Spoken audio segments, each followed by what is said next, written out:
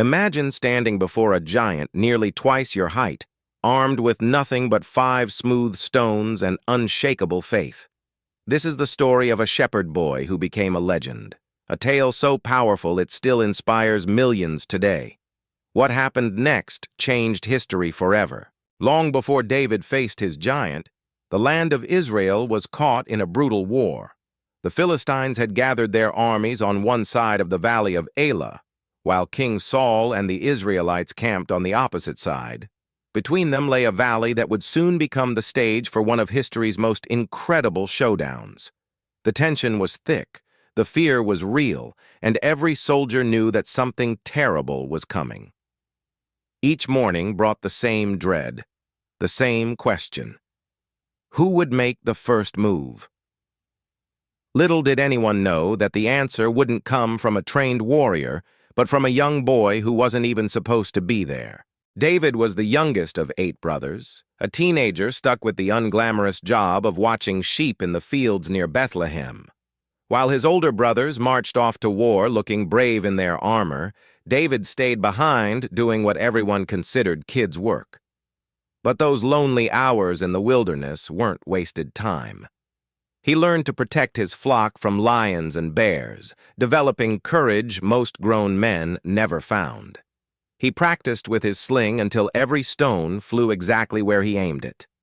More importantly, he spent those quiet nights under the stars talking to God, building a relationship that would become his greatest weapon. Nobody was watching, nobody was applauding, but David was being prepared for a moment that would define him forever. One day, David's father, Jesse, called him in from the fields with a simple mission. Take some food to your brothers at the battle camp and bring back news. It seemed like an easy errand, a chance to see the action and maybe hear some war stories. David packed the roasted grain and bread, left the sheep with another keeper, and set off early in the morning. As he walked toward the Valley of Elah, he had no idea he was walking straight into his destiny. Sometimes the most ordinary moments are actually doorways to extraordinary opportunities. That food delivery run was about to become the most important journey of David's young life, and he didn't suspect a thing. When David arrived at the camp, the scene was chaotic. Soldiers were running to their battle positions, shouting and preparing for another day of standoff. David found his brothers and started asking questions like any curious teenager would. But then he heard something that made his blood run cold. A voice so loud and terrifying it seemed to shake the very ground beneath his feet. It boomed across the valley like thunder, mocking the Israelite army and their God. Every soldier within earshot froze in terror. David looked around confused, wondering why thousands of trained warriors were trembling like frightened children. He was about to meet the source of their fear, and nothing could have prepared him for what he saw next. Goliath of Gath stepped forward, and David's eyes went wide. This wasn't just a big man. This was a monster, straight out of nightmares. Ancient texts describe him as over 9 feet tall, a walking mountain of muscle and metal. His bronze helmet gleamed in the sunlight, and his armor alone weighed about 125 pounds, more than most men could even carry. The spear he carried had an iron point that weighed 15 pounds by itself. But the most terrifying thing about Goliath wasn't his size or his weapons. It was his confidence, his absolute certainty that no one could stand against him. For 40 days straight, morning and evening, he had issued the same challenge, and for 40 days not a single Israelite had the courage to answer. Goliath's challenge was simple but devastating. Send out your best fighter to face me in single combat. If he wins, the Philistines become your servants. If I win, you serve us. It was a common practice in ancient warfare, a way to settle conflicts without losing entire armies. But there was one massive problem. Nobody wanted to die. King Saul had even offered an incredible reward: wealth, his daughter's hand in marriage, and tax-free status for the winner's entire family. Still, the reward didn't matter if you were dead. Every soldier did the math and reached the same conclusion. Fighting Goliath was suicide. So they stood there, day after day, listening to this giant mock them, mock their king, and worst of all, mock their God. The shame was unbearable, but the fear was stronger. David listened to Goliath's taunts, and something inside him snapped. While everyone else heard certain death, David heard something completely different. He heard someone disrespecting the God he loved. The giant's size didn't impress him. The fancy armor didn't scare him. All David could think about was how dare this uncircumcised Philistine defy the armies of the living God.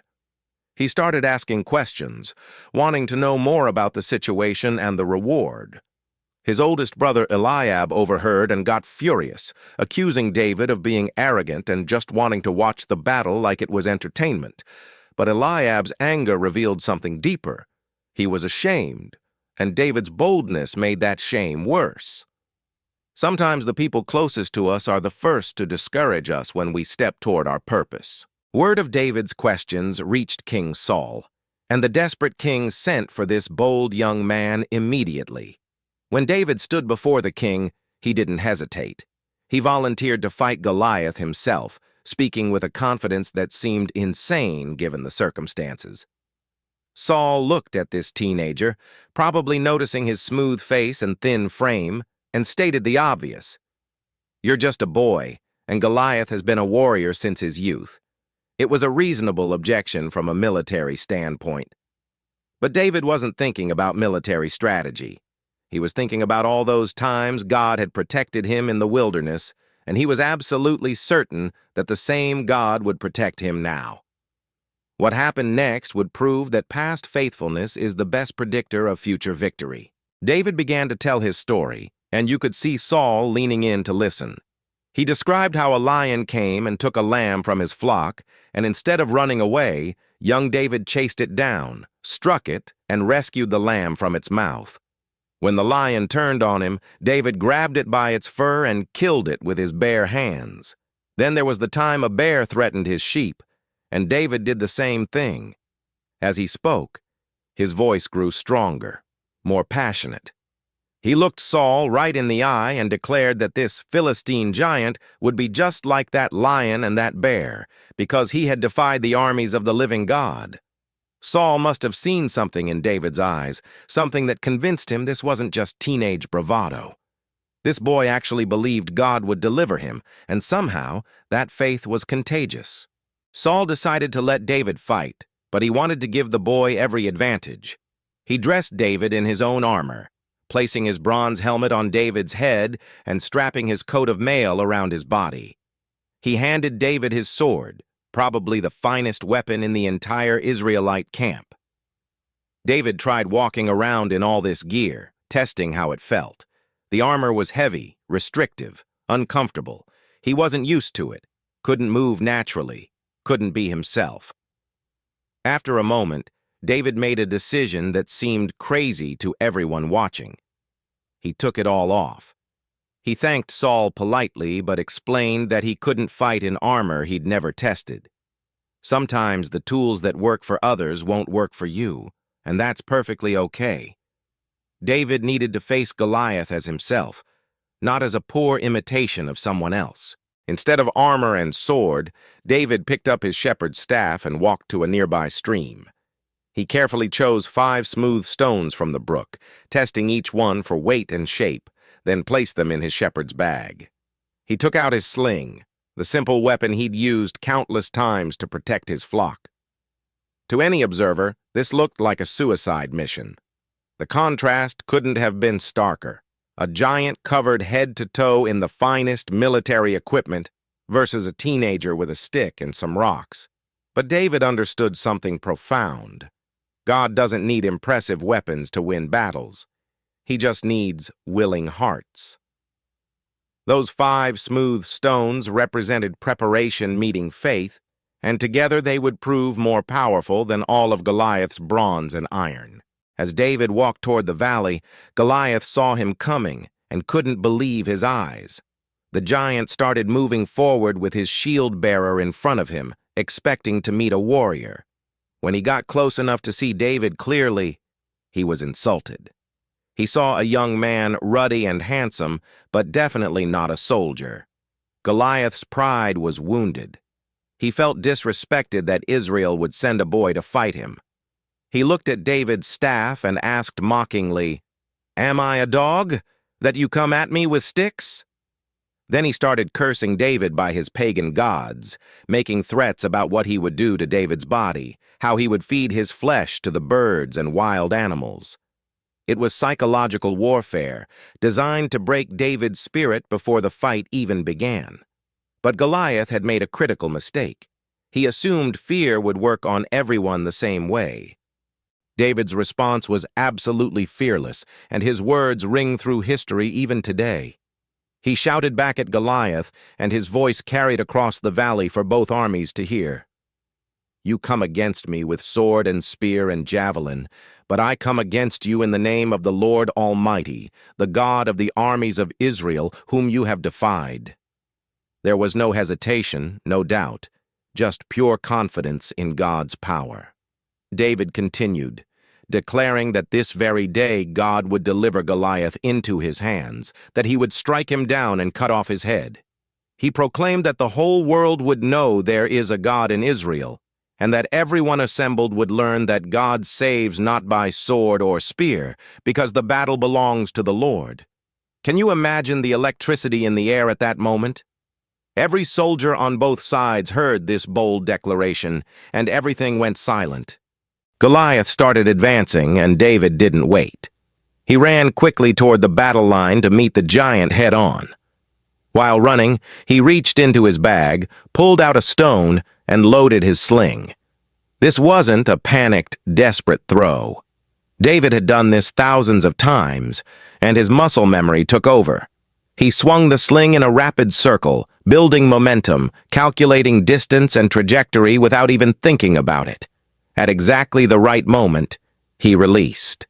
The stone flew through the air faster than Goliath could react, and it struck the giant right in the forehead, the one spot on his entire body that wasn't protected by armor. The impact was devastating. The stone sank deep into Goliath's skull, and the massive warrior fell forward onto the ground with a crash that must have echoed through the valley. The impossible had just happened, and everyone stood frozen in shock. David didn't celebrate or stop to process what had just occurred. He ran to where Goliath lay and stood over him. Since David had no sword of his own, he pulled Goliath's massive sword from its sheath and used it to cut off the giant's head. It was a gruesome but necessary act, the final proof that the champion of the Philistines was truly dead. When the Philistine army saw that their hero was dead, they panicked and started to run. The spell of fear was broken, but now it was reversed. The Israelites, who moments before were terrified, suddenly surged forward with a great shout. They chased the Philistines all the way back to their cities, and the valley that had been filled with tension and dread became the site of a great victory. One stone, thrown in faith, had changed everything.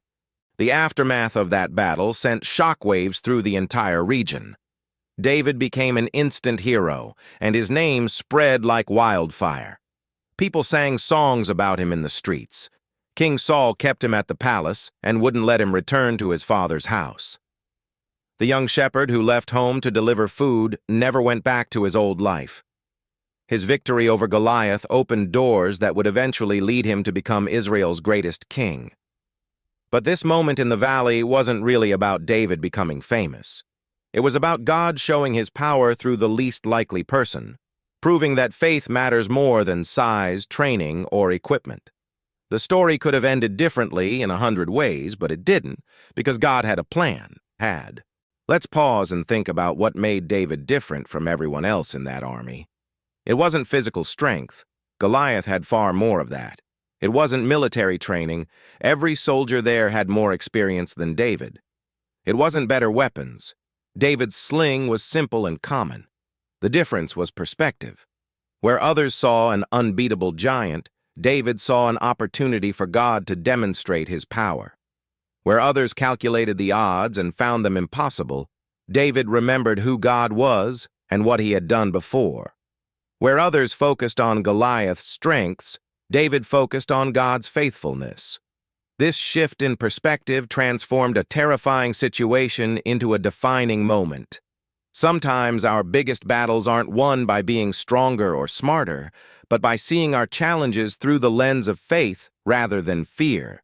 There's something powerful about David's preparation that we often overlook. Those years in the wilderness weren't wasted time. They were training ground. Every lion he faced taught him courage. Every bear he fought built his confidence.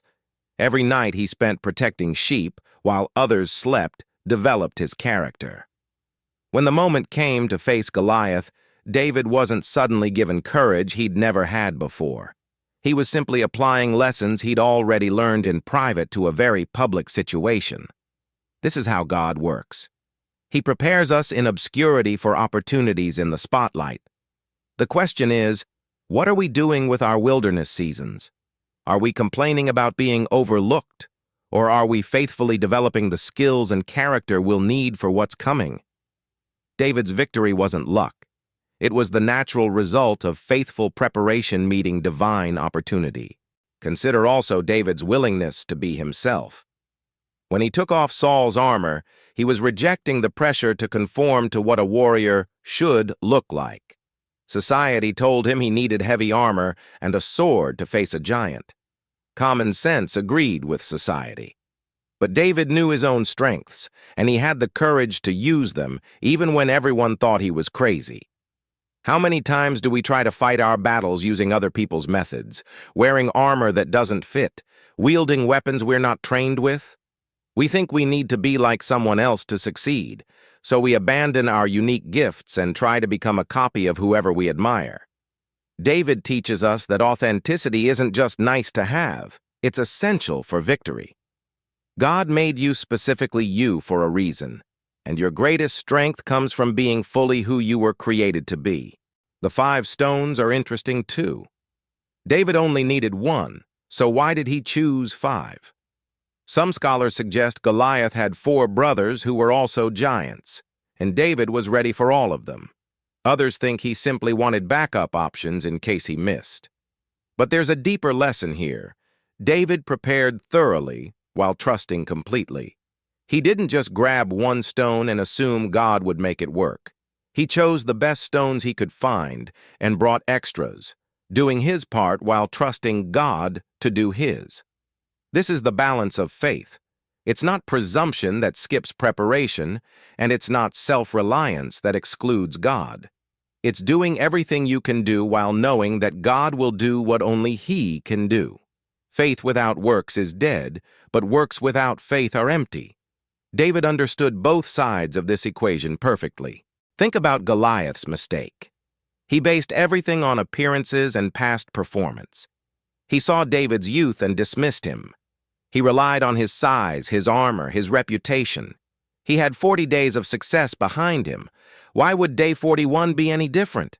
But past victories don't guarantee future success, especially when God decides to do something new. Goliath's greatest weakness was his inability to imagine losing to someone like David. He couldn't conceive that the rules might change, that strength might not matter most this time.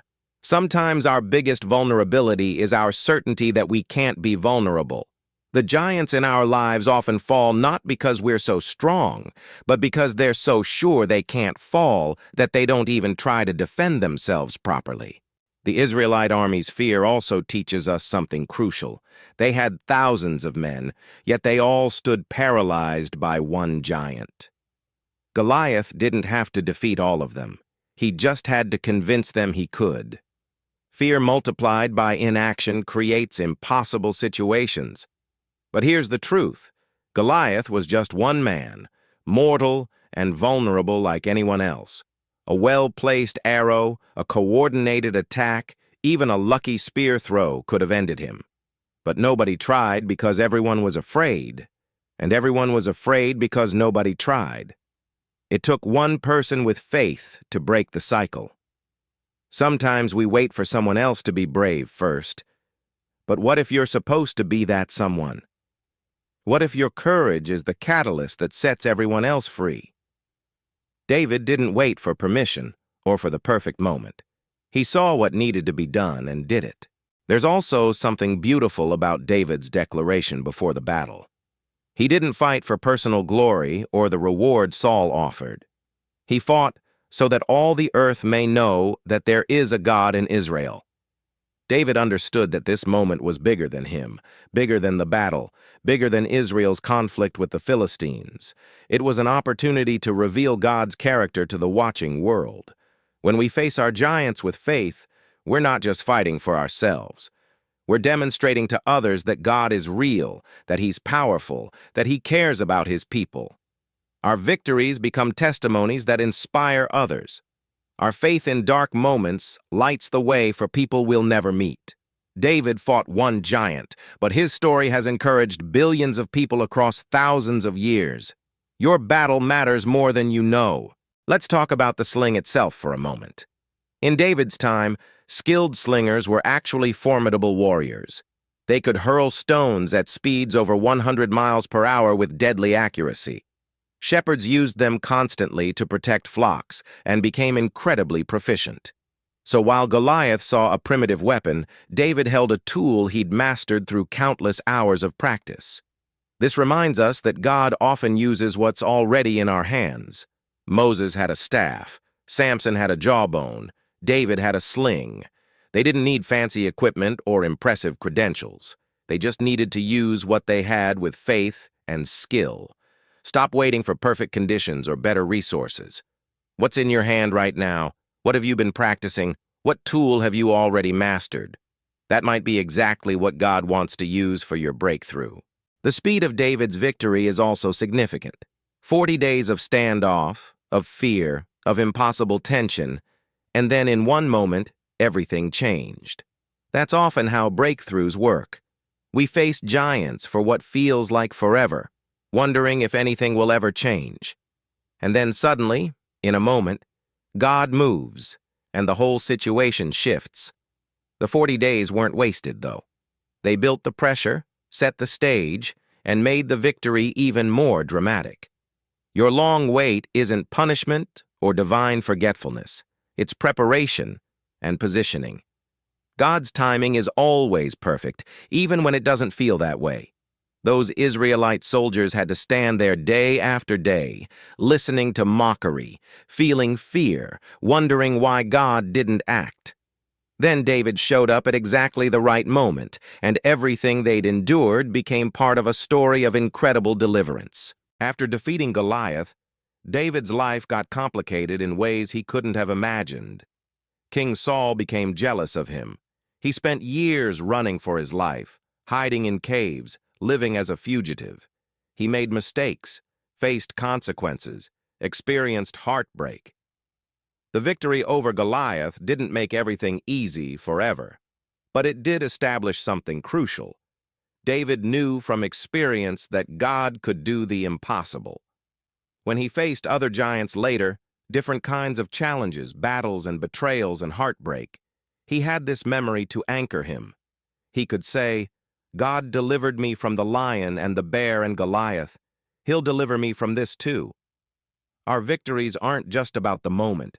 They're deposits in our faith bank that we can draw on when future challenges come. Every giant you face and defeat makes you stronger for the next one.